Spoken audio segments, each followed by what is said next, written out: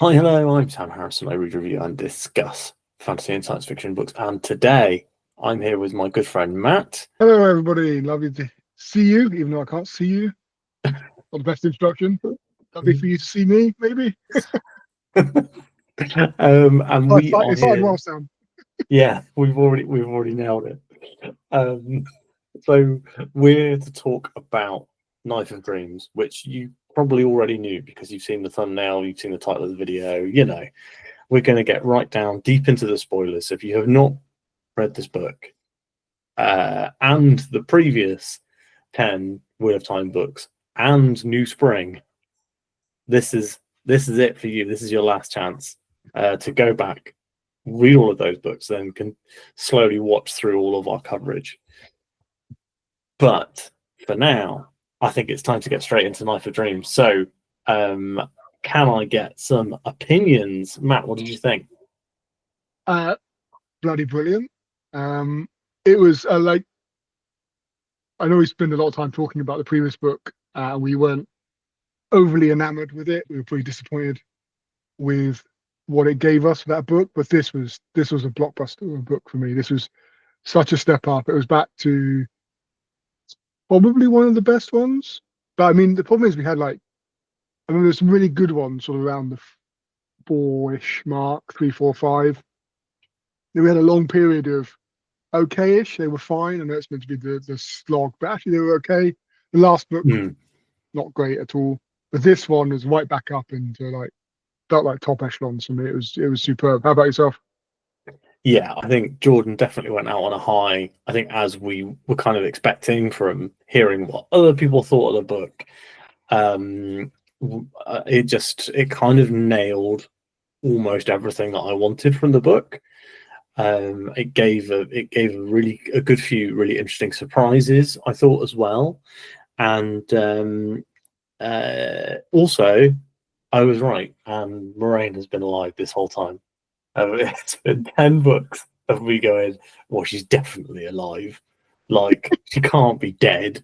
And finally, So last time we chatted, we were saying we got to this point where we were so confident that she was definitely alive. Like we hadn't seen a body, she's definitely alive. And then as that if each book went past, maybe she is dead. Maybe she's not coming back. And then Lancia came back. It's like, no, she's definitely coming. She must be coming back. And then it was like, oh, maybe she's not coming back. It's like taking them. And then I mean, didn't she actually come back? The letter says she believes she's still alive, and she's not died. So I mean, he could have killed her off, but no, it seems very much like Matt, Tom, and who's the third one going with them? Noel. Noel will be going to the rescue to save her. That is fabulous news. I'm looking forward to that. What her impact and how she plays into the time and Guidon and all that is Mm. really intriguing. Although I don't know if we're going to see it in this book, because I'm pretty certain that they say she's being held captive at the Towers of Midnight, which is the Mm, name of book 13. that's a So good point. Yeah. probably not going to be this book, No, no, sadly. no. I've But read about 5 lines so far of the next book. okay, okay. No, I've not started the next one yet. So yeah, I mean, that was a brilliant surprise. Thoroughly enjoyed it. I mean, Mm. there was so. I mean, if we start right at the beginning, this book starts really well. So Mm. we start with Galad and the White Cloaks and him turning up and basically challenging Valda, the head of the White Cloaks, to a one-on-one combat.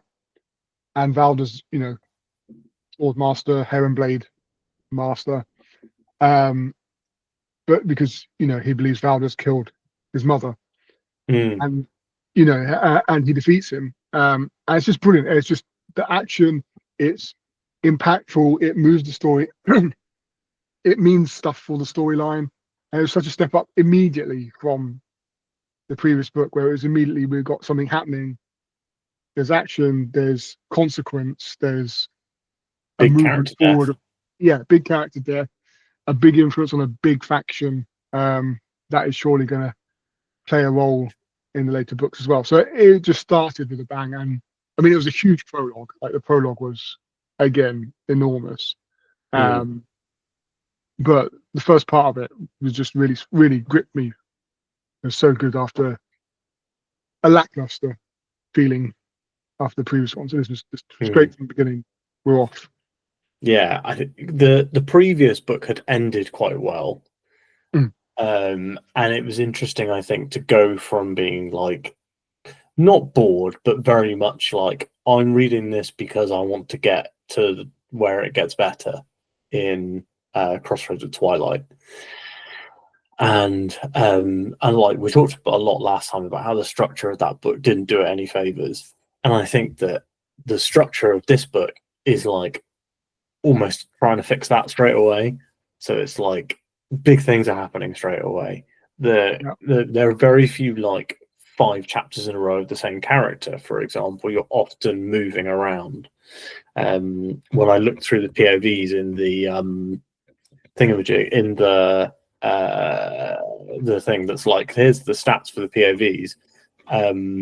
All of them are like, and this is chapter 1, 7, and 9, and Yeah. so it's not like it has been previously. Yeah. Also, the previous book, the what happened in the book on the Wheel of Time wiki was like 6 lines. Like it genuinely was like 6 lines, and this one you have to scroll like 4 times to read it all because just so much happens. It is.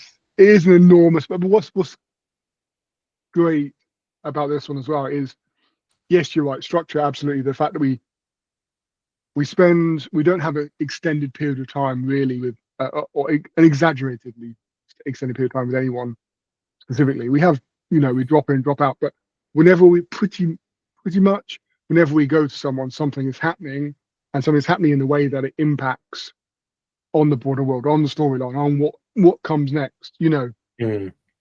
And I think we'll see as we talk through them, but I think every of the sort of the main, let's say 4 or 5 characters, say 5 characters, yeah, say 5, had, or 6 with Nynaeve, but she had a very small bit, but had something happen that was dramatic, important, and will lead on to something else. And that was, and there's still a lot of setup in this book. We know that, I think you said before, that this was what Robert Jordan thought was the penultimate book afterwards, and we know that Brandon Sanderson wrote 3 because of some reason. But there is that setup of tying some storylines off and starting to maneuver people together and around a bit to build up for that final battle. So, but yeah, things happen in this book, and they mean something,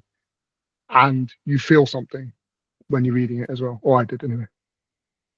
Yeah, I think this book's got everything really. I when I finished it, I remember sitting down and thinking like, is this actually my favorite Wheel of Time book? Like, I think when we finish the series and I want to go back through and do a ranking, I think I'd be hard pressed to put many above this one. It's sad to be like, yeah, book 11 is the best in the series, because then you're like, well, you've got to read 10 books to get to the really good stuff.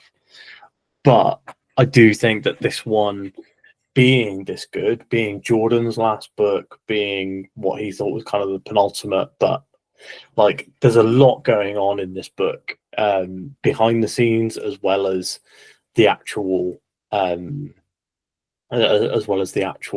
thing. And yeah, just a lot. I've got a lot of time for this particular book. I had a really fun time reading it. I think I binge read like hundreds of pages at a time whenever I sat down to read.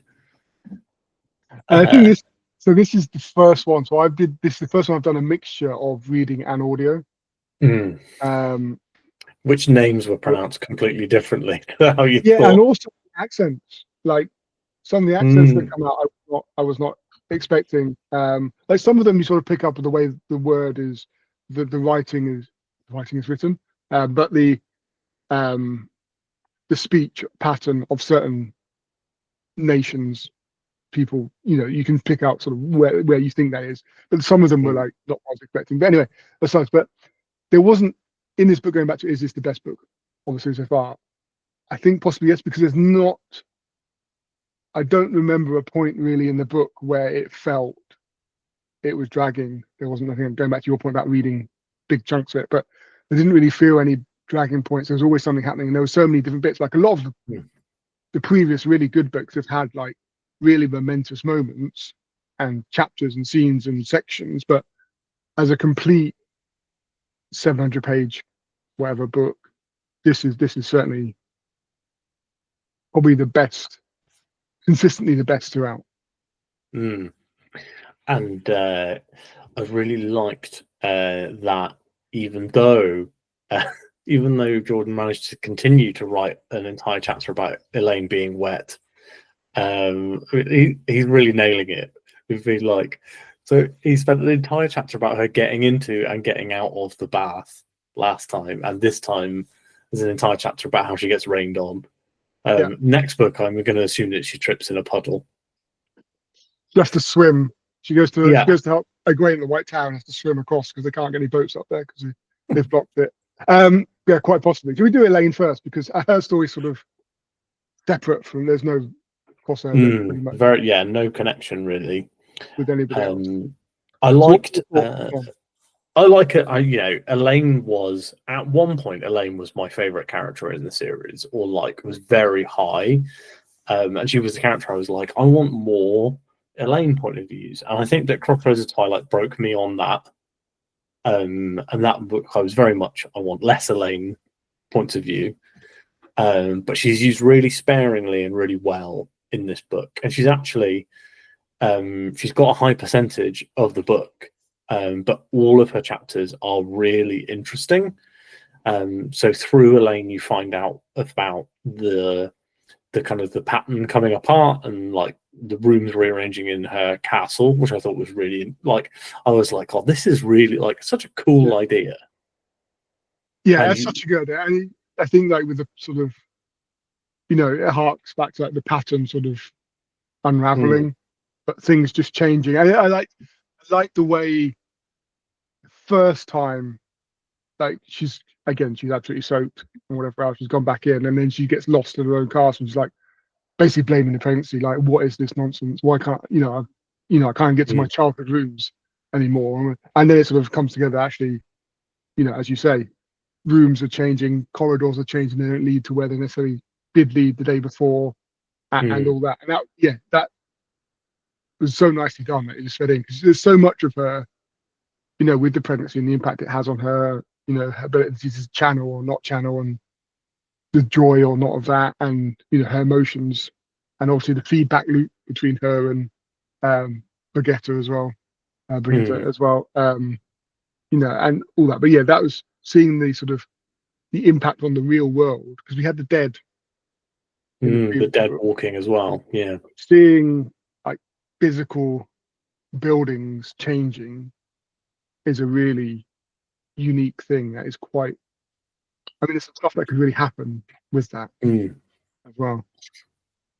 I liked, I think that one of the things we said about Crossroads of Twilight, like the good bit of Crossroads of Twilight was the like horror-y bit. And I think that Jordan is really good at using horror tropes and horror ideas in his fantasy. And that, the rooms moving around by themselves, definitely, I would say, is something like that. And I like how they wrapped up the Elaine story, really, like her side story of wanting to be the queen. I assume Jordan was like, well, I need to get my ducks in a row because she needs to fight in the last battle, so this needs to be done, because it was wrapped up quite quickly. She only has actually, she does have quite a lot of chapters, but she's not like, her chapters go through quite quickly, I think.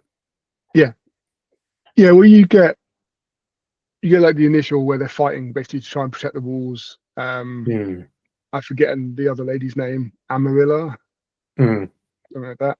Amarilla, who's besieging the Camelin, and they're sort of flying around and whatever else, and you get a little bit of negotiation with like the few conversations, like where she's again going back to her being wet and having conversations, with the Windfinders and then the mercenaries and various other people. And we get, some really, which is probably the most lack of interest. That felt a bit like the previous book, but there was more stuff happening. Mm. And it felt like we were reaching a peak now because the battle on the walls were getting a real struggle.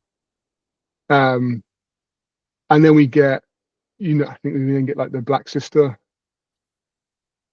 element of a storyline. Mm. They've identified like Mela. They finally get someone to follow Mela. Finally. Finally, survives. I like the little spy bloke that they recruit. Yeah. And he's like very clearly like completely doesn't want to do it. And she's like, well, now I've put magic on you and I can find you wherever you go. So now you're my spy whether you like it or not. Yeah, exactly. She can still lie because obviously she hasn't done the 3 oaths, so she can just tell Porky, oh, by the way, I know exactly where you are, what you're doing all the time. If you cut someone else's purse, I'll know about it. Yeah, brilliant. Poor guy. And so you get all that sort of intrigue, and Avienda leaves. The wise ones take Avienda away. I didn't see that coming. No, me neither. Separation. So and then we get sort of her going after the Black Sisters, which is a nice circle back to like book 2. Yeah. Or whenever it was. Sends her after him. Yeah. Book 2, book 3, whenever it was, and they were sent out, when they were initially sent out to actually hunt down the 13 Black Sisters who left, and we're finally trying to do that. There's a nice bit of tension within that scene as well, because we know that one of the sisters she takes to capture what we think is 2 Black Sisters is actually the one that killed Vandine. Yeah, I think it's Vandine. So she knows one of her companions is a Black Sister, so she makes them go into circles. So they're limited in what they can do. But then there's a lot more Black Sisters. Yeah. I don't know where they came. They just turned up. But I really like the bit with the warders in the Brigitte chapter when one of the warders is like, no, everything's fine. And you're like, no. Because you already know that his Aes Sedai is Black Arja. And like when he's just like, don't worry about it, guys, don't worry about it. It's fine. I was like, this is really good writing. Like Jordan showing us the other end of this confrontation. I have seen some criticism about like this particular decision by Elaine and like this section, but I think it all kind of works really well. And like she's very much like she more wants to protect her warder than the other way around. Like she feels very protective over Brigitte, having like pulled her out of Teleran Riyadh. Yeah. And I like the I like their relationship. I think it's really well done. Especially the like half and half of it, of like Brigitte's like kind of like Brigitte thinks she's in charge. And like also Brigitte is slowly forgetting who she used to be, which I think is really interesting, and she's forgetting the past memories. Yeah, I think that's a fascinating one. It's interesting with I know we're not talking about Rand yet, but with the comparison of Rand and Matt having memories of people previously. Rand's got the Lewis, Aaron, and Matt has got various previous generals memories that are filling in the blanks of his actual life. The reverse of, Brigitte having the reverse option where she's actually forgetting her previous lives and only knowing this life. So that is a curious one of, it's also sort of a bit about identity and what are you if you're not your memories as well. Yeah, I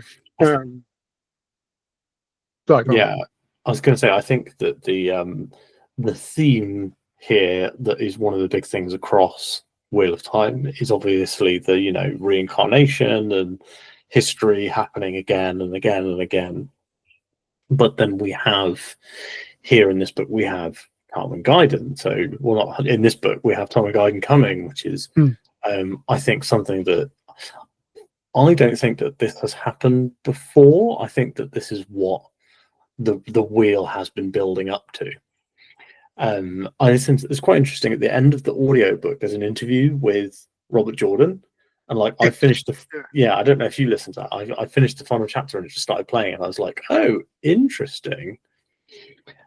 And I thought that his like perspective on, like, he was like, oh, I really liked how in Asian religions there's this perception of history repeating over and over again. And I wanted to be like, okay, but what would happen if you could, change this? You could, I was like, that's a really interesting idea. Jordan turns out pretty smart guy. But yeah, really looking forward to seeing where the like repeating and the wheel stuff goes. I think especially Rand and Luz Theron, I think there is a big conflict there that I think will probably end up being resolved eventually. Well, that's got to be. But before we get on to that, let's finish with Elaine. Yeah. We get the Black Sisters, and there's her 3 companions are basically killed. We identify who the Black Archer is, and Vandine's sister gets her revenge, and then they get killed.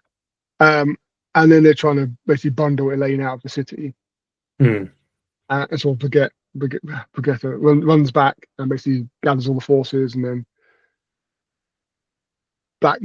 forces the Windfinders to open up a gateway and get involved. Threatens, however you want to. Is very diplomatic and gets the result she needs to save Elaine. And one of the things I have been thinking about for a while with the opening and closing of gateways is we haven't really seen the potential impact or power of that in warfare, especially like guerrilla warfare, just being able to appear and disappear, before other armies can really set themselves. And we see a little bit of that in this one, where Elaine basically comes because Amaryl is basically doing a final attack on the wall, and they're caught up in all the little narrow streets of sort of the outer bit of the city. And she takes all the forces that have come to save her and opens up the gate behind them, so the pincered between her and Dylan, who's at the wall, and basically crushes them between them until they surrender. I don't think we've seen as much as maybe I'd expected, but I wonder how that plays out, because it's such a powerful to be able to sort of deploy and redeploy. Dark Force is such an advantage in this warfare, which isn't particularly mobile. You have horses and people on foot. It's not well, other than the Schnorrtown, you've got like the Racken and whatever else, and the train. Don't forget the train. I do like the fact that technology is moving on, and I like the fact that back to Wheel of Time and history repeating itself, and also that the future's already happened. Like, we've had like hints of like Forsaken talking about basically intercontinental ballistic missiles and aeroplanes, and things made out of like what seemingly some sort of plasticky material, and all these things like this future technology. And we're starting to see like little developments, like the steam powered train, car, whatever. And that sort of development of technology is fascinating, and also the development of weapons technology as well, with the firework gun lady being invented. Yeah, exactly. The firework lady creating explosives and sling weapons, guns, and the dragon and dragon eggs and such like as well. So that's again skipping something else, but it's that technology development I find fascinating, because you don't see a lot of it in fantasy. It's sort of fantasy series generally set in a period, and that's where they sort of stay. Obviously with a bit of a level of magic generally, but this is interesting, seeing level of magic with small technological advancements happening. I think because this is such a long series of one story, which is very unusual, to have sort of a 14, 15 book series that is just one complete story. It has that time to have that technology. I do wonder how that plays out as we reach the finale of the impact that has. Yeah, absolutely. I think that's the that's one of the best things about the Wheel of Time is the amount of time you spend with these characters and in this world, and like the build up you're able to have. So you can have a story like with Fael in the Shido camp, and like how well that story played out in this book, and with all the other elements that are built into it, the layers of who knows what's going on and that sort of stuff. And like you say, again, with the technology moving on stuff, you don't tend to see that in other fantasy. I do like there's some series that like have like a sequel series where it will be like this sequel series is set 30 years later, and in the 30 years later they've got guns or whatever. Yeah. And like Brandon Sanderson's Mistborn, the second Mistborn series is set 400 years later. So they go from fantasy world to having trains, guns, cars, motorbikes, which is really well done. And one of the reasons why I love that series. But I think being able to see not just like you say the time is moving on, but the time has moved on, and we have all of this like archaic stuff, and that we also have the like ter'angreal and things like that are like kind of magic gadgets from a bygone age, which I thought was really interesting. Yeah, absolutely. So let's just finish off Elaine then. So Elaine's basically Brigitte saves her. They capture the Black Sisters who were trying to kidnap them. They've caught most of them, if not all of them, 11 of them, whatever it was. I can't remember how many. Eventually, they caught vast majority of them. They then destroy Amarilla's army. Several of the houses then swear fealty to Elaine, and then she has a meeting with the other houses who are turning up. Because there's also this, like, as this is happening, there's this like time pressure that we know that the other armies are marching towards them, but we don't know what their intent is. So there's like this time pressure building on Elaine, and then we get the, and effectively they sort of swear to Elaine, but almost like via dial-in. It's not like so I can't exactly the phrasing, but it's something like we'll follow dial-in and swear. They're like, we care about dial-in, and dial-in's on your team, so like I guess we're on your team now. Yeah, so it wasn't like a I wouldn't say it was a ringing endorsement, but it's enough to get her over the 11 houses that she needs, over the 10 houses she needs, and become Queen of Andor. Yeah, which I thought was long time coming, and it's interesting because I kind of felt like Rand was going to get involved, and that was going to kind of put a wedge in their relationship. But it feels like it's actually done quite well. And she doesn't need Rand. She doesn't use Rand.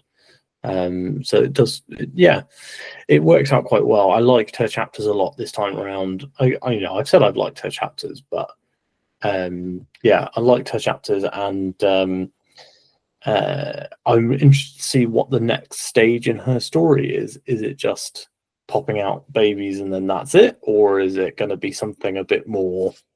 Is she going to get more involved? One of the interesting things is, she doesn't know that she's going to die. She knows she can't die until her children are born, because of Min's viewing. So there's kind of she's kind of like got a bit of a superpower, which is quite fun. Yeah, it's like just throw yourself into anything you want, because your babies will be born. It'll be fine until you get to that sort of 8-month mark, and then 7-8 month mark, and then settle back and just go after yourself. Yeah.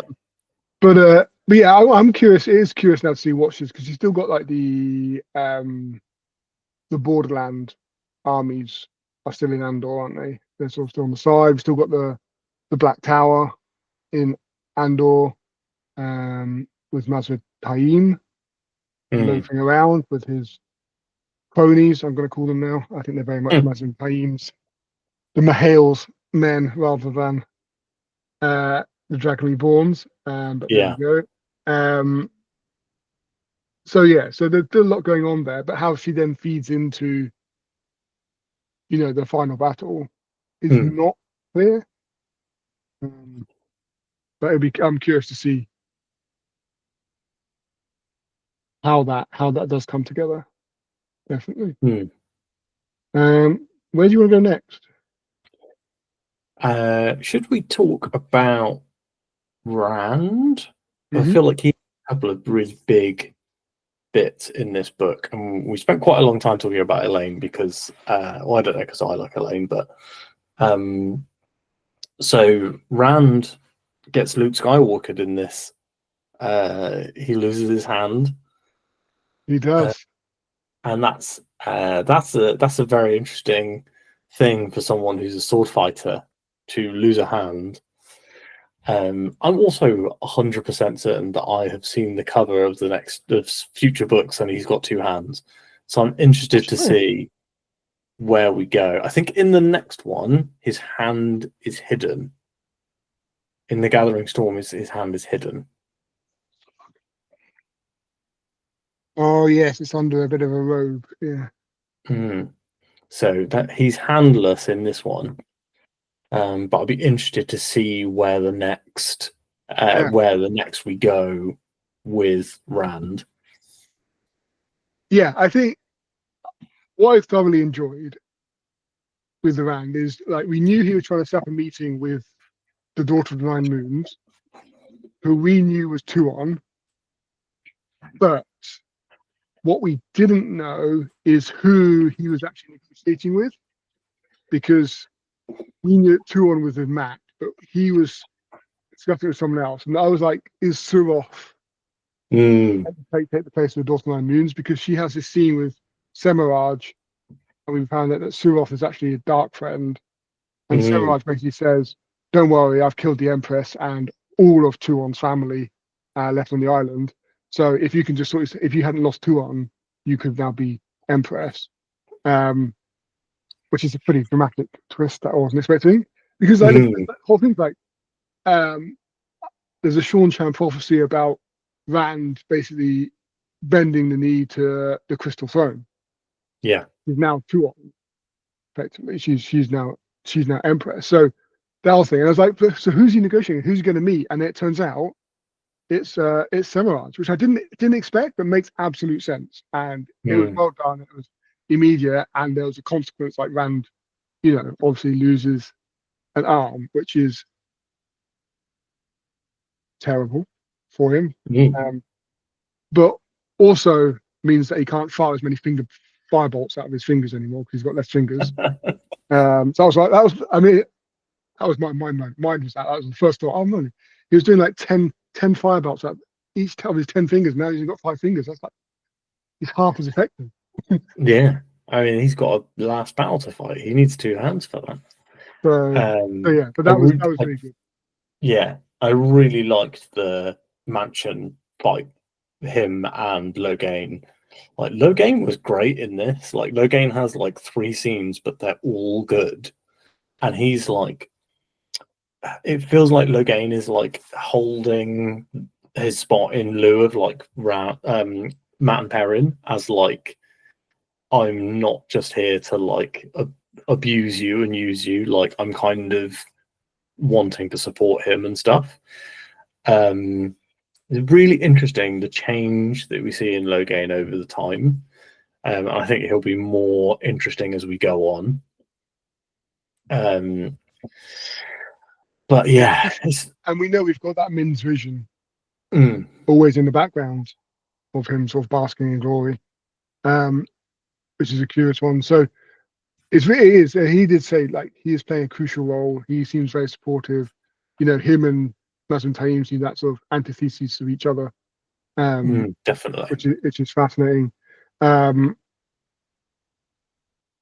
I mean, before the Rand and Semiraj bit, so Semiraj has now been captured, which is again a fascinating piece because we have had a previous captured Forsaken in Mogadine, who was then Mm, escaped. So it's interesting to see what they can get out of Semiraj on that front, or whether they do, what they means um, for the Forsaken on that point. but prior to that, and the reason I talk about the firebox going his fingers is that huge Trolloc battle, which Yeah. I'm going to call Loyal's wedding reception. Yeah.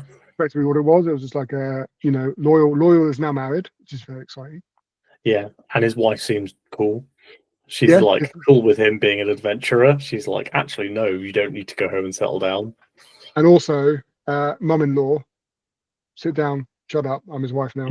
I'm Yeah. paying for I thought that was a nice little dynamic going on there, and also Loyal sort of gaining his voice. Yeah. Confidence. He's going to go to the Great Stump and put the case that they shouldn't be leaving. They should be fighting and staying for the final battle. That's their role. But that will be. I'm interested to see how he does there. But then we have this because we obviously get a bit of foreshadowing earlier in the book because the Forsaken are getting together and Moradin's like Samuel is still alive. Well, I think he is because he's ordered all these Forsaken in all these Trollocs into the ways, and I don't know where they're going. But it seems this is where they were going. Yeah. To get round. And there's this huge battle. And when it says like tens of thousands, 100,000 Trollocs or something like that, and a huge ridiculous number. But it was again just seeing the power of the Asher to obliterate anything. But what we get, I think, is the best. One of the most fascinating and best bits we saw is Lewis Therin takes control. Definitely. And you can see how much more adept with his power Lewis Therin was. Yeah. Interesting that Rand is still feeling sick, and it's not the taint on on Sidene that is causing it, which is interesting. So that's probably from the being stabbed by Padan Fane's knife. And then the 2 wounds, isn't he? Yeah, so he's got the circular scar, and then he's got the stab through the circle, which is the Padan Fane's knife. So I think it feels like Rand is overdue for a big heal, which will be heal the scar thing, heal his busted hand. Yeah, it feels like that's coming eventually. Yeah. It is funny, by the way, that Perrin is the character on the front of the book of Knife of Dreams. If you look at the cover, that's Perrin. I think that's hilarious. Yeah, he doesn't look as physically impressive as I imagine him. It's because he stood next to Gaul, but the idea that basically all the Aiel are 7 feet tall is very funny. Yeah, but I think it's just like I know Perrin's going to be shorter, but it's just like the breadth. Yeah, I expect him to be like this sort of hulking man from the way he's read. But anyway, that's obviously wrong. But yeah, so Rand, Lewis Therin, it's fascinating. Now everyone everyone who's there knows that Lewis Therin is in Rand's head because Semiraj told him. So it's like Adsain knows, etc. So that is a really interesting, and it's not necessarily Rand going mad. It's more that combination of past lives acting, and you get like more of Lewis Therin going, "Why have I got this voice in my head?" And it's been happening for a few books. So that interconnection of who's in whose head at what point. Yes. But seeing the power of Lewis Therin when he takes control, and he's like dropping these like fire blossoms or whatever they're called on the enemy. And the Death Gates. I thought the Death Gates was such a cool idea. Yeah, Death Gates was super cool. And all these things, and he's also saying, raise your hands, raise your hands, raise your hands. And finally he does, and like 10 bolts come out of every finger and just obliterate even more. It's just insane. And effectively you get this, and Jordan always writes battles well. And it's such a good imagery of, basically them, these hordes of just being obliterated by magic, but just getting closer and closer and just basically up to the walls, effectively. They're pretty much up to the walls of the mansion they're in by the time they've killed them all. It's but yeah, just seeing that lack of control and Rand and making a pact then with Lewis Therin that they'll die at the final Mm. battle. And that girl is supposed to help him. I can't remember her name. The Yeah, short chap the that's Dawn been Chan, freed. the really She's called powerful. Olivia or something like that. I want to say it. Yeah, Olivia, something like that. Olivia, maybe. Yeah. Olivia. But yeah, she's a really interesting character as well.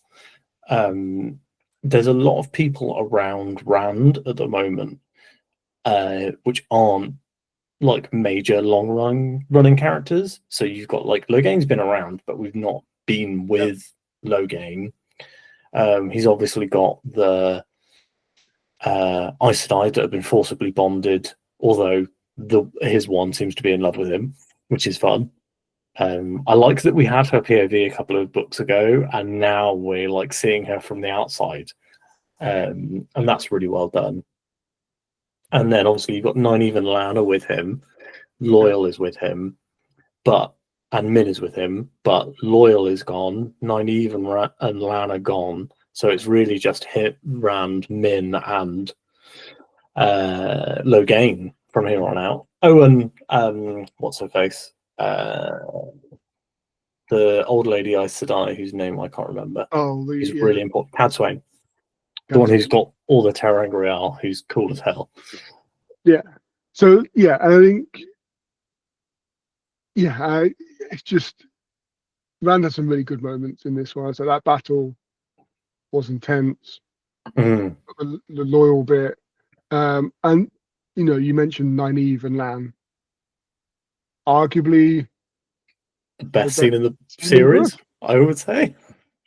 I think it's time to read the quote, because I genuinely, so I was listening to this chapter while I was out for a run, and I'm running along the seafront, and I'm just going like, yeah, it's so good. But yeah, I literally like, I came home to my wife and I was like, I have to read you this quote. It's so good. She was like, as impressed, I'm sure. She was not. She was like, you can stop reading after like 2 sentences.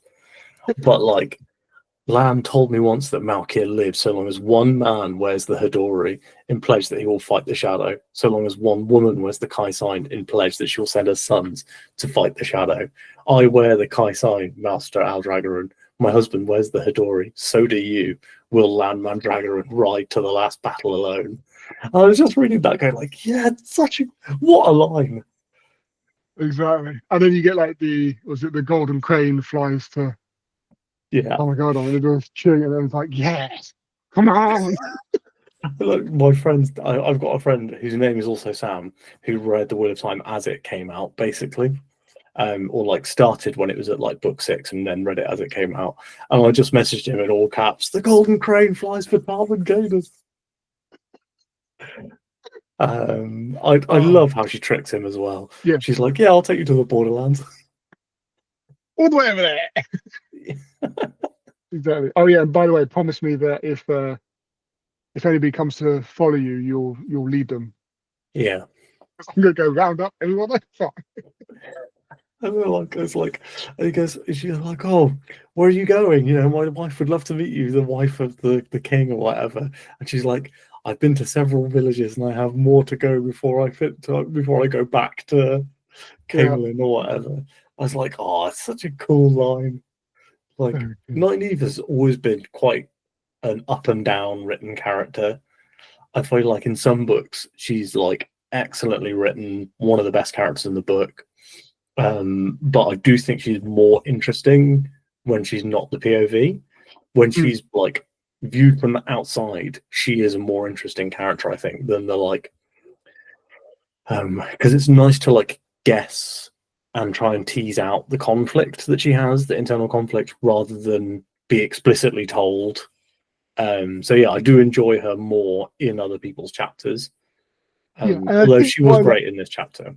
Yeah, she was fabulous in this chapter. But I think, again, you see part of it from hers, and then you see it from others as well within that. Like you see it from the other Malkieri in the shop of her coming in to encourage them. So I agree with you. I think her POVs up until now really haven't been great reading. They've been quite tough. Like she's ever having an internal battle of sort of loss of where she sees herself within the group, Mm. and it can come across as quite whingy and on Mm. occasion pathetic, like some of the stuff she's arguing about when other stuff is going on. But she is arguably the most influential woman in the series so far, in the fact that she's the one that heals um Logain, yeah, and Swan and Logain, and yeah. just discovers how to actually, you know, stop that, be able to heal what was impossible to heal. Mm. She's the one with Rand that removes the taint Mm. from the power. And now she's creating the force on the borderlands. Like, that is quite an influential, powerful character that's done through this. But yeah, her POV chapters have not been the most, but let's see how she can come A through mixed the final bag, battle. you might say. You might say that, yes. You might say bloody annoying. But Should we move on to File and Perrin? I feel like they I think kind that of makes go sense. together. I'd like to point out that, I mean, obviously, we knew the entire time that Aram was going to turn on Perrin. I did think that setting up Aram for more than just like to be jobbered out by some Kamal in a battle. I kind of thought that he was going to be like, I've been in my mind, I'm like, well, we're getting all of these like general characters. So we're getting, obviously Rand is the leader of the armies of the light or whatever, but then we're getting all these other characters. So we're getting Perrin, we're getting Matt, we're getting Davram Bashir. We've got all of these like important characters. Lan, again, for example. Yeah. And I was like, the Dark One has to have important characters that aren't the Forsaken, that we've grown and followed. And I was like, okay, so the Children of the Light going to be on the Dark One side is obviously Madram Tame is the big heavy, and I'm like, is Aram the antagonist for Perrin? And like that's what I kind of thought of him as in my head. I'm like, they've got this strong relationship, they've grown, they've built across the books, but no, he just gets jobbered out. He's just shot by Tam Althor, which I thought was very well done. Is he shot by Sam Arthur? I thought he was shot by Aiel. Oh, it might have been. It I thought he was totally shot by could be. Aiel. But it was just basically a couple of hours in the back. Mm. While he was turned on Perrin. Yeah, I might be mistaken. I thought it was a couple of Aiel than on Tam It Althor. totally could be. It was nice to see Tam Althor back though. I appreciated Yeah, that. That was a nice bolt out of the blue. I like that he was like, so people have said that Rand is the Dragon Reborn, and Perrin's like, Yeah. well, yeah, there's no way to no way to do that. So yeah, it happened. I got the impression of it gave me the feelings of the Monty Python Life of Brian. You know, Mm. he's not the Messiah. He's a very naughty boy. Yeah. And I thought, well, he's not the Dragon Reborn. So, but yeah, I think Perrin and Fael finally reached a conclusion. And the Shido finally reached a conclusion, which was brilliant. Actually, it was well done in the Mm. end. After a long, long time getting here, I thought it was really well done. I liked Perrin's plan with the Fort Root T. Yeah. Um, Also with Galena as well, where we knew Mhm. Galena was going to betray them. I thought that was really well done. I do really like that trope when you're like, that everything's going to go wrong, and Yeah, then you're following characters who don't. Like the POV chapter where Galena abandons them is from File's point of view, which I yeah, thought was really good. yeah, yeah. That is true. Actually, yeah, you see it from the innocent side then more. It is it's happening. You're not quite sure how it's going to happen, but you know it's going to happen. Mm. Um, I honestly had a concern that they were going to miss each other. Mm. That was my biggest concern. That actually the Aiel guy, it's not Roland. Ronan, Roland, Yeah. was going to save her and take her away, and then Perrin would turn up and she wouldn't be there, and I'd be like, oh god, this is going to go on forever. But fortunately not. Actually, what happened was pretty much more dramatic, and yeah, glossed over a little bit. Oh, when Perrin just kills Roland, I was like, who? Because it's that whole chapter's from Perrin's point of view, isn't it? So you have no idea, like, he has no idea that Roland's important, but like him just literally killing him in the fray, I was like, what an awesome way to like move that story on, and like, but also really leave something for Fael to deal with. Because her story is kind of like, it's not done, but the main thing she's been doing is this Shido stuff. Since marrying Perrin, she's just been doing the Shido stuff. So like now her Shido stuff is done, what she's got to, deal with the fact that Roland helped her escape and then was killed by her husband. Yeah. And she obviously feels something for Roland during the book, which I thought was really well done as well. I like that there's a Seanchan prophecy about Perrin. And Matt. Yeah, the wolf. Because she says, like, there's a nice, because he meets the Banner General, whatever, I've forgotten her name. But and she says, yeah, I thought you were going to say you were the Wolf King. And he talks about, you hear the wolves howling or whatever. And she's you say the Wolf King. And then next you're going to tell me that the fox will marry the raven or something like that. I'm like, oh, okay, that's definitely Matt and Tori. Yeah. Yeah. I think the whole Koreathon cycle, Prophecies of the Dragon stuff has been really well handled. Every time it's come up, it's been interesting and has been like, oh, if you interpret this way, then you can see what's going on. I really enjoyed that. Yeah, I have thoroughly enjoyed it. I think I'm really pleased now that Perrin and Fael, that element of the Shido is done. It's always also immensely satisfying seeing the baddies get their comeuppance. So seeing Sivana basically getting caught by the Seanchan and taken away, and Galena as well. Galena getting caught by Pirava, isn't it? The Aiel. Yeah. And now basically being her puppet as they head back to the Threefold Land. So the Shido are heading back home. So they seemingly won't be taking part in Time and Garden. No, they said they would never leave the Threefold Land again, wasn't it? That was what she said. Is it Tharav? It's Tharava's the leader, isn't it? She is now, yeah. She was the one that had like Galena. Anyway, so that's interesting. But we also found that Galena was like, I don't know if we knew this before or not, but she was like on the Supreme Council of the Dark. Yeah, so it's her, and Alviaran was the leader, wasn't it? Yeah, I think they're both really high up. So no, I was pleased with that. I enjoyed we got a conclusion. I enjoyed their plan. I enjoyed the plan when Ori. We had a few little kinks in the plan with Galena not telling people certain things. But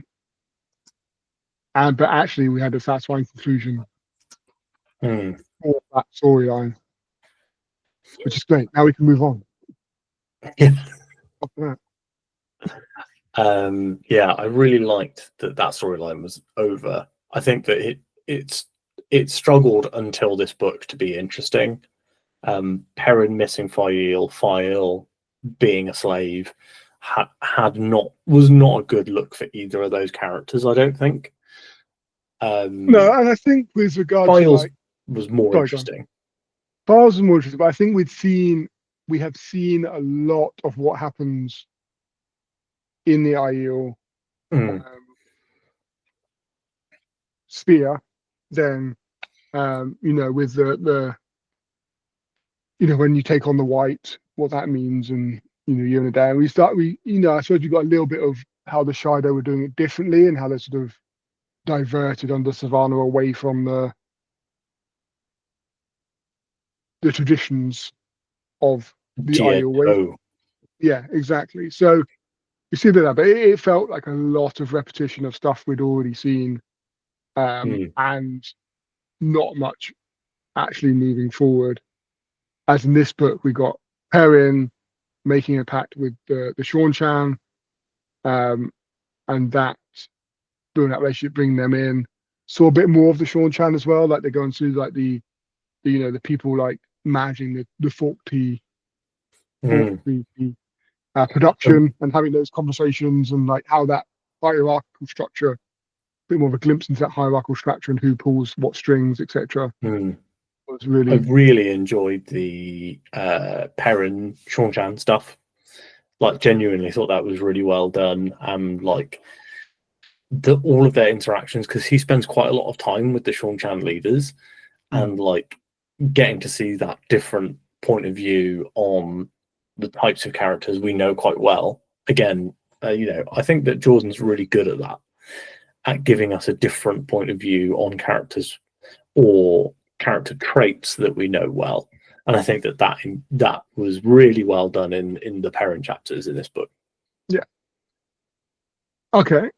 Do you want to do Egwene and then we'll go come on to our favorite Matt and Turan and Lucas Circus?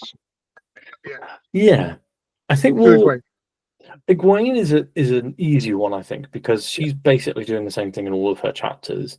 But this is also the most interesting Egwene has been in multiple books. I think that her being captured was a really good twist, like really good twist I was not expecting. And then her being put into Novice White was great. And like how powerful she is, even though she's been drugged, was really good. Yeah. I just really enjoyed all of her chapters, like whether it's her like standing up for herself and being like, the Amelin seat does not does not stand when other people stand or whatever, like, and she keeps going like, you should call me mother and all this sort of stuff. Yeah. I was like, that's brilliant. Like the fact that she's like, no, I won't be broken. I'm a badass and I'm gonna continue to be a badass. And then the like very slow like dropping of information and like convincing people. And there's that woman who like absolutely hates her and sends her to be like beaten all the time, and then suddenly she's like, "You're right, Elida is rubbish." Like brilliant. Like the fact that no one likes Elida is very funny. Yeah. And Um, that part of that is driven, and what's curious about that is Elida is self-absorbed and overly ambitious and whatever else. But mm, Alviarin has played a huge part. The Black Ardra have played a huge part in those divisions. That the fact that the Ardras themselves don't interact anymore mm, within the White Tower. They're all separate. They all take their meals separately. They don't really come down, And that's actually opened the way for Egwene to exert influence over the novices and absolutely. Chepter because they're the only ones that have meals at that time. So you know she is by far the most powerful in that room, and the respect that seeing from where she started, where they're sort of tripping her and mimicking and how regally she deals with it, Mm. and then at the end obviously they all sort of stand up and raise sort of in salute then in a better form on her arrival and Mm. such There's like that so it girl is, that like has a go at her, isn't there? There's a girl who like makes fun of her, and she's like the one who stands up for her and like gets beaten by like a chapter later. yeah, yeah. So Yeah. I think Egwene's chapters are great. I think we also get the bit so we see is it Bayonin who Mm, runs into the White Tower, and my initial thought was, oh, so she's the one that's betrayed Egwene, but it turns out it wasn't. mm. Actually, she just hasn't broken her oath. She just doesn't see Egwene anymore as Amelin seat, so therefore her oath to Egwene doesn't hold because she's now a novice and no longer. So that was an interesting psychology of how the oaths work. Mm. And That's then we always jump back. been well done. I think the like how they can break the rules without breaking the rules is really smart. We learned a Yeah, bit about that in New Spring, though, didn't we? And like that we was did. quite well done, with Swan constantly trying to lie. And I like the fact if they if they are absolutely breaking law, that they basically they just can't breathe and they go blue. they can't, it basically will kill them. So I think that's fascinating. And also, the whole, and this is not a Egwene's chapter, but the whole bit around the impact of the rod on their lifespans, on the impact, the fact that you can take it off and on, and all the stuff that's been going on in the White Tower on that front. It is really.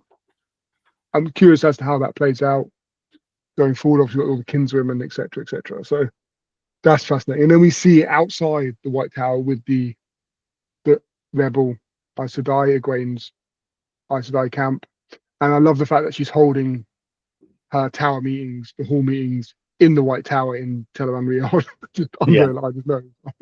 Brilliant. Superb.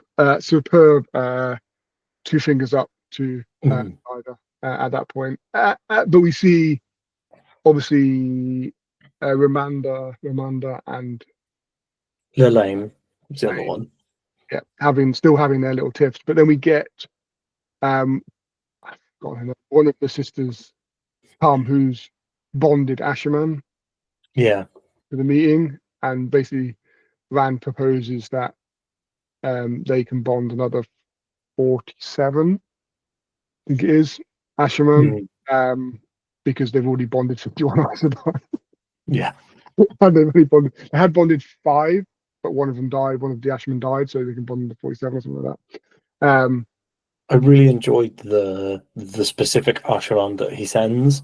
I thought that specific character, I can't remember who it is. It's someone we've seen before. But he was really good. I think the chapter is called Call to a Sitting. I'm going to quickly look it up. I can't remember. Jahar Narishima. So yeah, it's Narishima, who's one of the first. Is it Narishima? Yeah, he's one of the first. One of the first Asherman. And it's Marays, which is quite good. It's a really good chapter. I really enjoyed that. And they're talking about Halima. Yes. Halima, who is one of the Forsaken, isn't she? She's the Forsaken that used to be a man, and so can use Sidene. Yeah, so use Sidene. This is where it all comes to light that actually, Halima is, a Forsaken, and obviously has the Aes Sedai she's with. It's another D1, Delana, yeah. Under her will, but by the time the hall figured it out, they've vanished. Lots of chat about pillow friends. Robert Jordan being very forward about the fact that lots of Aes Sedai are lesbians, which is great. I also like that Bode Corton is a major character in this. Matt's little sister. She's one of the highest ranking novices in the Rebel Aes Sedai camp. Yeah, that's true. I hadn't really thought about that, but yeah, that is true. I think with the pillow friends and the non-direct acceptance or statement of lesbian relationships happening, it makes sense. It's a solitary single sex order that makes sense.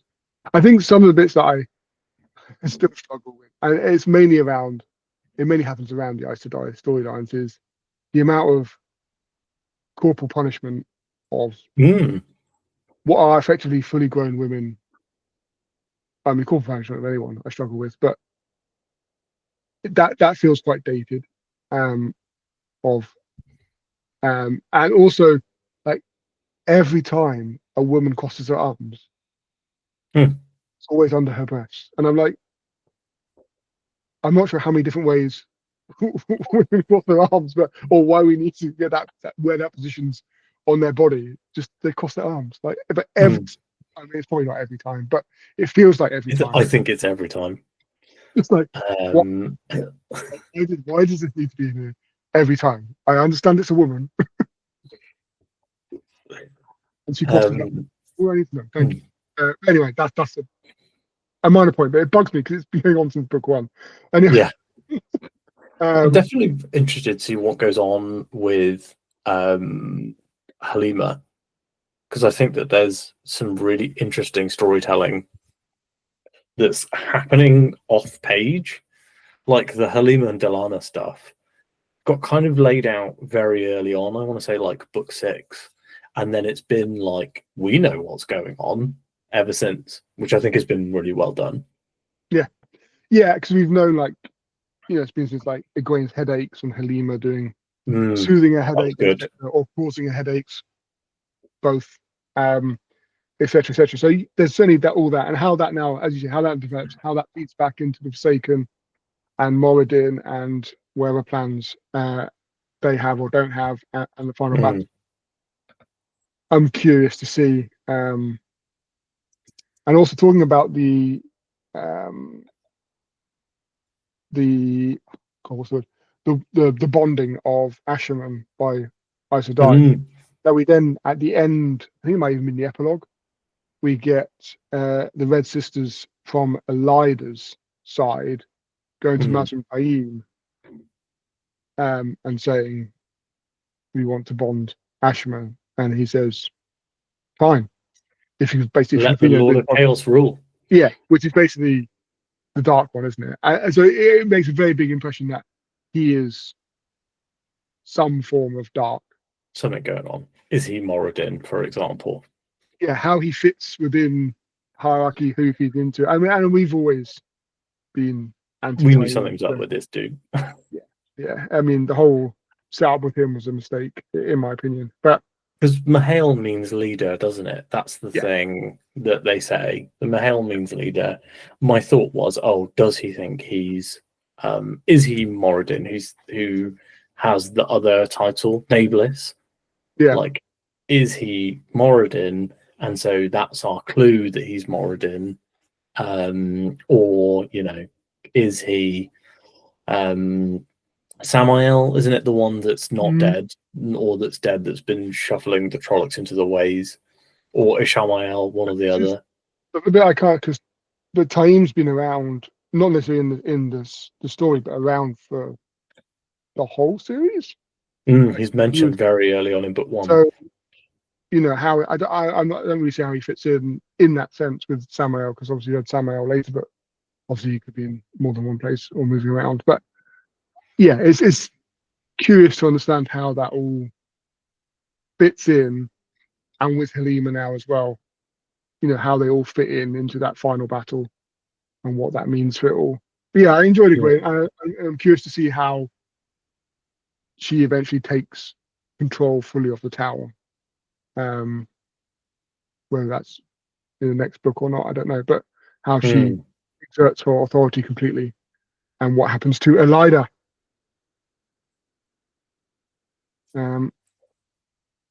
But yeah, should we go to Matt and Tuon, the final? Yeah, Lucas Circus. Come on, your favorite. Why is Valen Lucas so important? Why is he in so many of these books?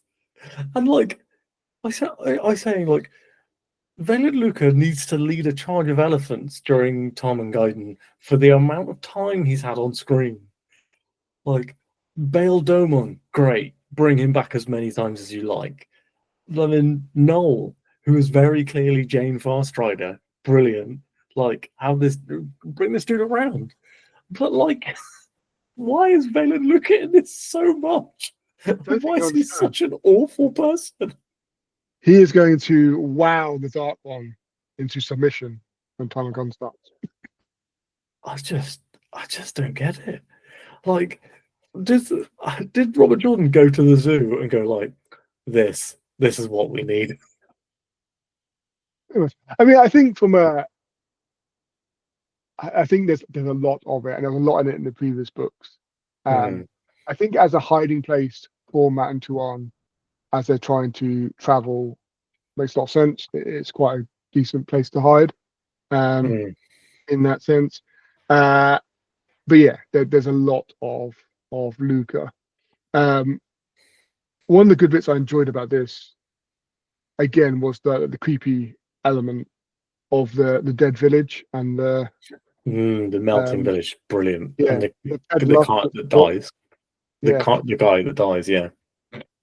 that was so well done, so like emotive as you see, you can feel everyone just standing there watching, and there's this guy basically screaming as he's like absorbed into like the pavement that doesn't actually exist, and Mm. you know the houses disappear. Everyone in like the houses, all the dead people from the village, just basically carrying on with whatever they were doing, like kids just running around as nothing's happening as they slowly disappear into the floor.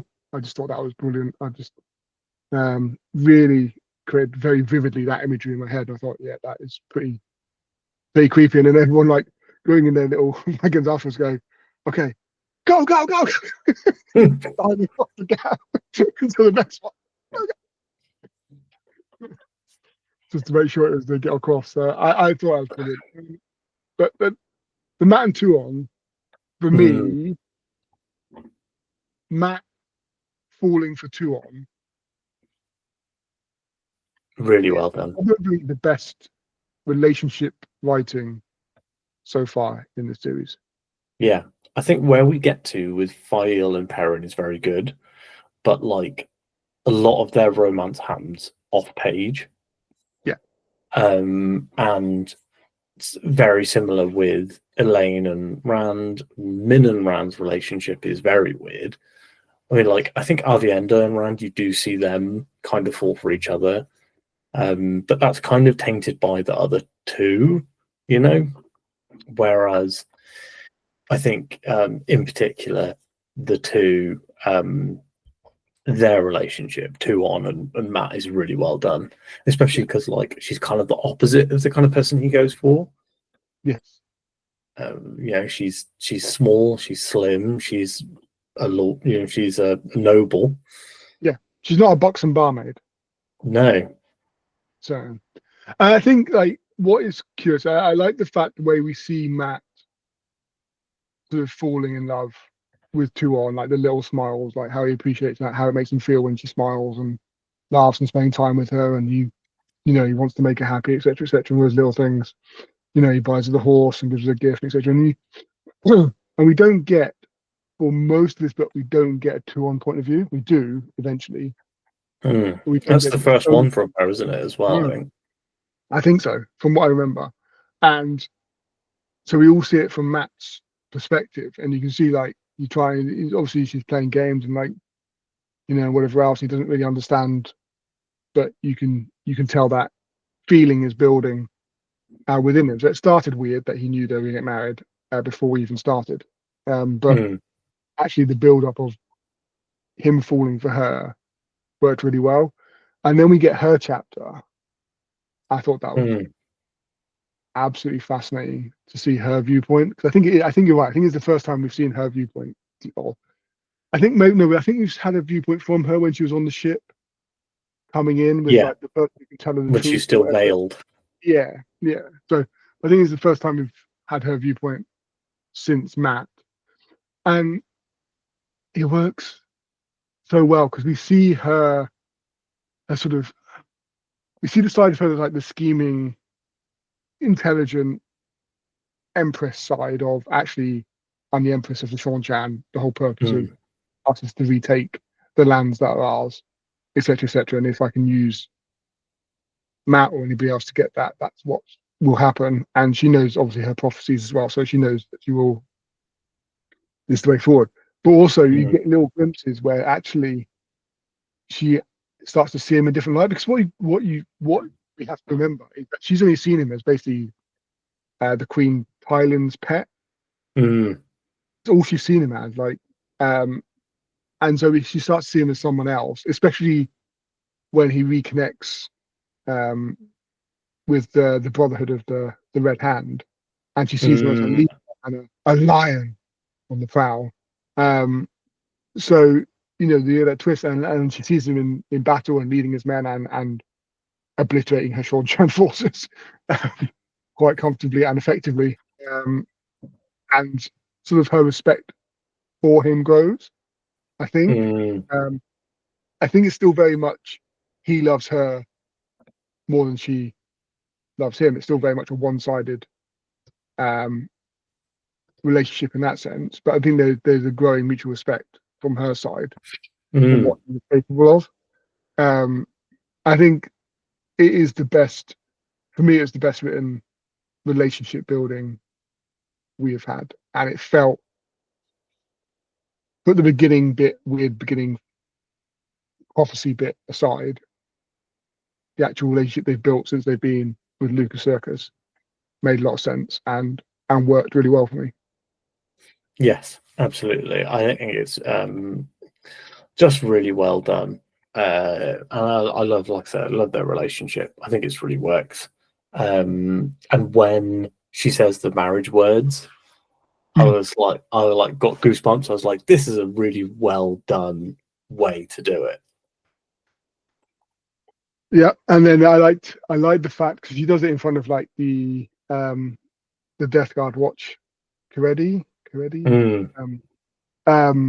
as well. And but then Matt's, I like the fact that Matt's focus is on make sure she's safe, return to her people, make sure she's safe, and he stays behind to fight off this other army.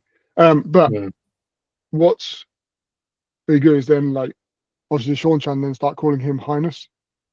Yeah. And why is this nonsense? And then he tells that guy to just call me Matt, and puts his hand out like, no, that would lower my eyes forever. There's no way I do it. It's like, oh, bloody hell, I'm now a noble. Bloody hell. Genuinely very funny. That is what happens when you marry what is now the Empress. Yeah. But yeah, their whole relationship, Tuon's sort of changing view of him as she sees. There's little bits. You get a little bit with the snake, you know, where he just let it go, and she's like, "Well, that's interesting. He's let the dangerous creature go, but only because why would you kill a dangerous creature unless it's attacking you? It doesn't care." And obviously, when he's, you know, the general Matt, is incredibly effective, and people love him. And then you get, you know, not Tom's letter, which is your moment. There you that was it. That was my redemption. So we know that Moraine is still alive, or she believes she'll still be alive, but I mean, therefore she must be still be alive. So that they will go and save her, which is going to be interesting. Getting back to the Alfin. And also now that Matt thinks that they can see what he sees, like that's how they form the thoughts that they've put into his head. Like they must have been able to see what those people see to have their memories, etc., etc. So that was an interesting one. I still appreciate every time we see, is it Vanin, the horse thief, that you made the comment? Yeah. It still happens every time. Every time. Just so funny. The fact that they've been on like starvation rations, and there's a bit where Matt's like, he had lost some weight, but he's still very fat. Yeah. And there's another bit I was actually listening to this bit, and he'd gone out, and they were riding back. Was it with the Sean Chan? Can't remember. He was riding back with somebody, and you could see like the riders coming in, and it was like, you know, you wouldn't think someone that stout could ride so fast. That it looks so graceful. He never misses an opportunity to just tear him down, like every single time. Absolutely brilliant. Yeah, and then with the Tuon bit, obviously, then I think it's again in the epilogue or maybe the final chapter, she gets back to Ebu Dar and we found out that Suroth's general was the person leaving, or whoever was leading the army against her. So Suroth is now Dacavale to the Death Watch Guard until she's grown her hair back, I think. And then she'll just be standard Dacavale. So that's again, baddies getting their comeuppance. It's always satisfying. Yes. Interesting because Suroth didn't seem like a baddie for the majority of the books, but then obviously she's revealed to be Dark Friend, which I thought was a good reveal. I thought it was really well done. And yeah, I think Matt and 2-1 are great, and all of Matt's chapters were fun. And like you say, 2-1's point of view chapter 4 about Matt was good. The Death Watch Guard one was really good, Yeah, where he thinks it was that fun. Tom Marilyn is the general. He was like, this Tom Marilyn guy, like the man who calls himself Tom Marilyn, and Yeah, it's just like a guy with a long mustache who's got a limp. And he's like, oh no, you need to talk to Matt. He's in charge. He's the yeah, smart one. exactly. Yeah, he's the boss. Yeah, I thought that was really good. I do appreciate getting Sean Chan chapters and seeing Mm. more of that sort of cultural element of them returning to the land is really engaging to read about and see. And also, I think with Matt, obviously, we get the bit. What I found a development as well was the dice. They've Mm. got multiple dice. Yeah. It said not just one set of dice that stops, actually multiple. So like it lessens, but it doesn't necessarily stop. And like all these things, and you still can't figure out necessarily why they've stopped when they stop. So yes, there's so much, but but Matt's back to, I'm not gonna say it's natural habitat, but he's back to Mm. seeing where he's got his red army, the red hand with him. We're finally back with Vannon, the Long, fat horse thief, who isn't a horse thief. he's no longer getting tied up in pink ribbons and Yeah. left on the bed. So that is a more satisfying role. The Golem is still after him. We did get a little Yeah. glimpse of the Golem still being That was listening good. down. Really enjoyed that. Like whenever the golem comes up, I'm like, yeah, this dude is a really exciting villain. Like it's the dude from the X-Files episode who slides in the vents. Oh, I Victor was Toombs. I was Yeah, like, Victor that's Toombs is what the amazing. the golem reminds me of because he goes through that brick hole in the wall, doesn't he? Yeah, yeah, yeah. Oh man, those Victor Toombs episodes are. What episode is one of the scariest episodes. Yeah, and again, I think it's Jordan being like, I'm going to just add some horror villains to these But he does. stories. We've said it before. I think you said it in the last episode. The horror bits he does well, like that sort of They're his best stuff. it is really good. Like I think you pointed out in the last book about the is it Stowe Harbor Mm, element was really really good. And this is the same when we get the horror elements. They're really good, and I hope they're going to build on it. It's going to be interesting how Brandon Sanderson handles it going forward. mm. Um, as with it is obviously now building towards Tom and Garden. We've got the um, the physical world changing. One thing we didn't mention is the ripples. Mm. Ripples are like Fael, Perrin. Is it just the two of them? Did anybody else see it? I can't remember. Have like the three, like just like everything sort of ripples and Yeah, several times, and like it feels like they're sort of disappearing. like the disturbances in the force, basically. Yeah, like the whole world and everything around them and themselves are all sort of almost not physically real as they're sort of Mm. rippling almost apart. And it sort of gives the impression of threads basically sort of weaving as the dark ones, presumably the dark ones touch is reaching out into the world. As physical buildings are changing ad hoc, we've got everything spoiling from the kitchen to the table. It can Mm. spoil. Bugs everywhere. People just exploding in death full of bugs, which again is a pretty cool horror element. I can't remember who it is in the. It's one of the Sean Chan little scribes, isn't it, in the tent? And like he just starts, Yeah, and then his needles just start pouring out of his mouth, and then he's just like, "Oh man, that is pretty gross." yeah. Brutal and gross. Really well done. So, but he does horror little horror elements real. He does like his character development is excellent. His his horror elements are superb. His action writing is thoroughly engaging throughout. I think some of his relationships I struggle. There's some elements of his writing that I don't enjoy, like the whole, every time they fold their arms, Hmm. they have to implement that it's under their breasts, or there's little things like that which are annoying. but actually, it's been such a good series so far. And now we have to see what Brandon Sanderson can do with it. Yeah, we're in it now. We're in the end game now, as Doctor Strange would say. I literally have read like 3 sentences, but I'm going to sit down and read for a bit now, I think. Excellent. Yeah, Yeah. I'm probably starting it at the weekend, probably. I read Sanderson real quickly, so it'll be very interesting to see whether this is like other Sanderson stuff for me. Well, like for example, I read Wind and Truth in 5 days, and that was 1,500 pages. Massive one, yeah. And I wasn't like smashing through it to be as quick as possible. I was like really enjoying it. It's just his writing style, because I got back into reading with Sanderson, I think I read him just so much quicker. Okay. But yeah, are you excited to read your first Sanderson book? I am, yeah. It will be my first Brandon Sanderson. I am, yes. I'm very curious to see. I'm so glad that this book was such a good book.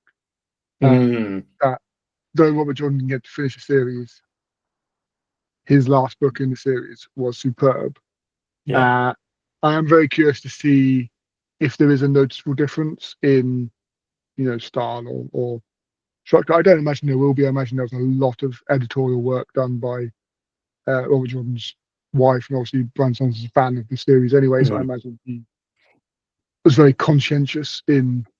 He does say that he's Robert not Jordan's trying work. to ape Jordan's writing style. So I think he's kind of trying to meet him in the middle a bit, where it's like he's not doing just Sanderson, but you can't. I don't think. Yeah, I don't think it'd be right for him to purely write in imitation of Jordan, but you'd want it to be kept within the same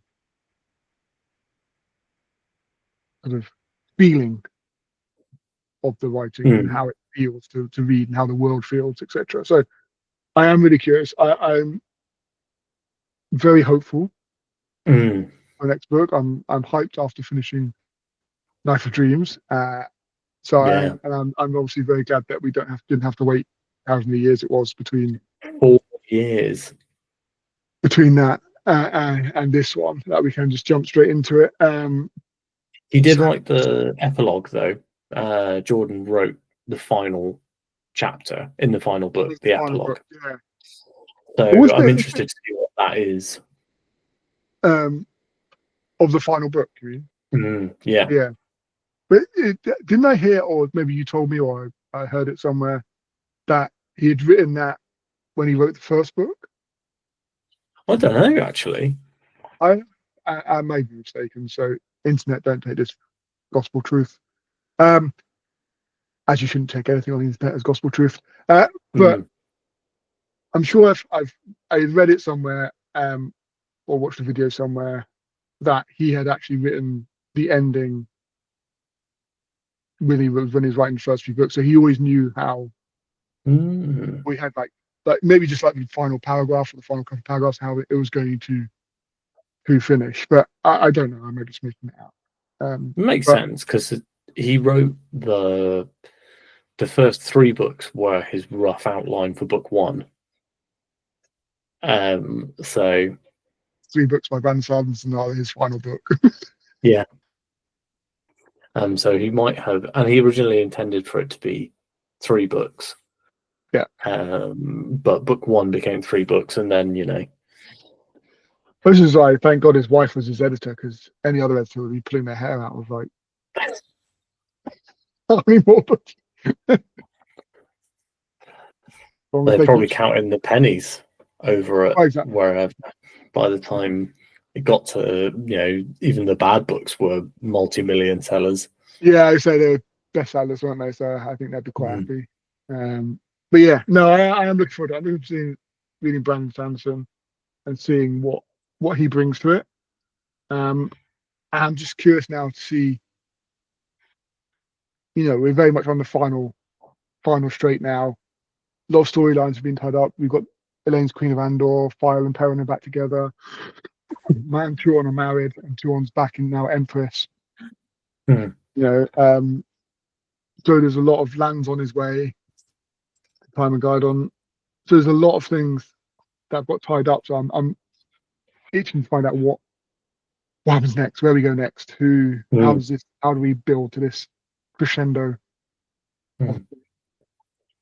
So speaking of where we go next, I think where we go next is finishing this video, this podcast, this what have you, and sitting down and doing some reading, I guess, for me at least.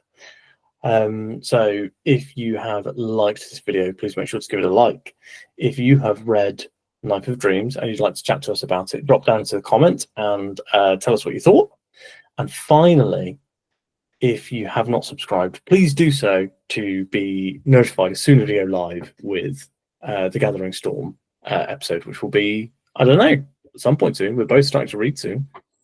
Yeah, hopefully within May. Let's say May, maybe. Oh, before the end of May. Oh, we'll see. We'll see how we go on. That's fingers crossed. Right. Bye, everyone. Bye.